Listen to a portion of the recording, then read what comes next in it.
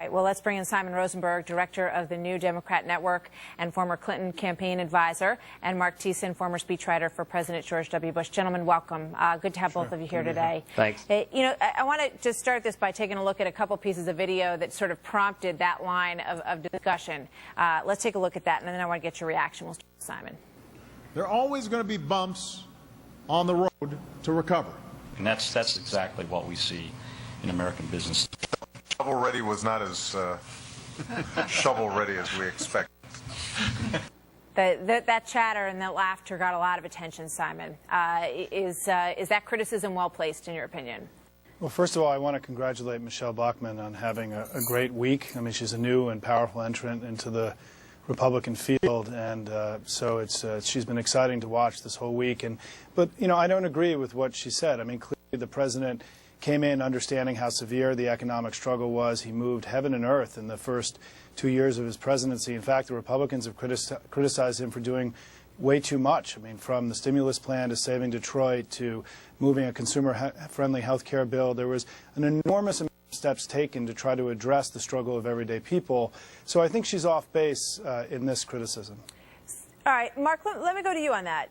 What do you think about that? And he, if anything, if what Simon says is true for certain groups of people, it probably is true for certain groups of people under President Obama. But there's this feeling that he's out of touch, and that may give him a hard time as he moves forward toward the election.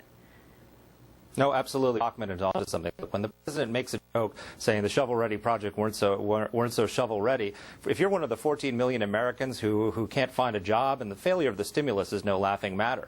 And then when he says that comment about the bumps in the road, polls show 60% of Americans say that for them there is no recovery. The recovery hasn't even started, so they don't see bumps on the road. They don't even see the road yet.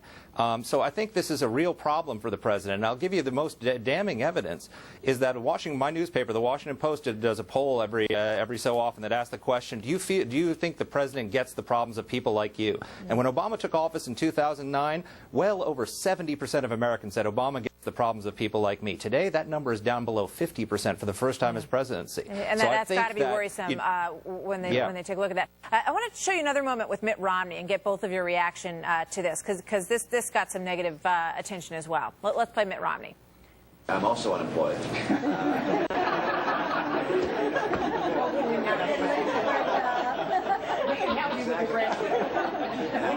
Are you on LinkedIn? Yes, actually. And I'm networking. But I have my sight on a particular job I'm working for, so I know exactly where I'm aimed. And it's not terribly entrepreneurial, but it's a lot of work. We can all understand the lightness of that moment, just as we can understand in the shovel-ready moment that, there was some nervous laughter in that room. It's a question of communication. How does that look for Mitt Romney, who we all know is a wealthy man, a very successful man, Simon? Is that going to be rough for him? It reminded all of us that Mitt Romney is not the greatest politician in the world. I mean, he stumbled around the last time he ran quite a bit. We'll see if he's improved this time. But look, I think this question of empathy is actually a very important question. And the thing that Mark was saying, I just want to address something Mark said, is that the stimulus wasn't failed. I mean, the economy is substantially better today than when the president took it. It's not, we shouldn't be celebrating where it is. It has to clearly get better. But we were losing hundreds of every month. We're now gaining jobs. We've had many months in a row where the economy has been producing jobs. So first of all, I think things are better. Second of all, I think this question of empathy is an important question, because right now we have the Republican Party advocating for tax cuts for the wealthiest people in the country, the biggest corporations who are making record profits, while trying to cut things like education, health care, and stuff for everyday people. And so if they want to get empathy from the American people, they've got to have a strategy that shows that their economic plans will actually make things better for them. Simon, it's so interesting to me, though. I want to address this headline, in the LA Times this morning. In a switch, GOP's Michelle Bachmann talks of empathy. Now, and it goes on to talk about this harsh Tea Party advocate. To suggest that people who feel differently about how to stimulate the economy don't have empathy is also very unfair, Simon. I don't think so. Go ahead, Mark. Well, I just think that Simon and the Democrats equate empathy with spending other people's money.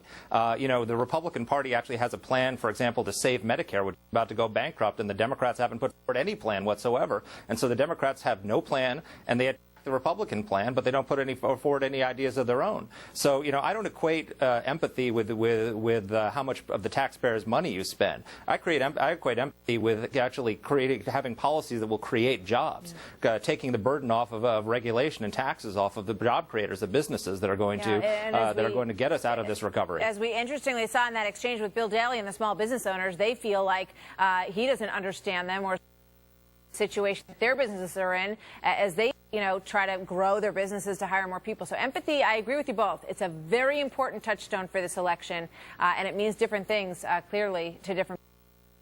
Very much. Simon, thank you as well. Good to see you both. Thanks, Martha. All right. Well, this is coming up. The budget of state budgets.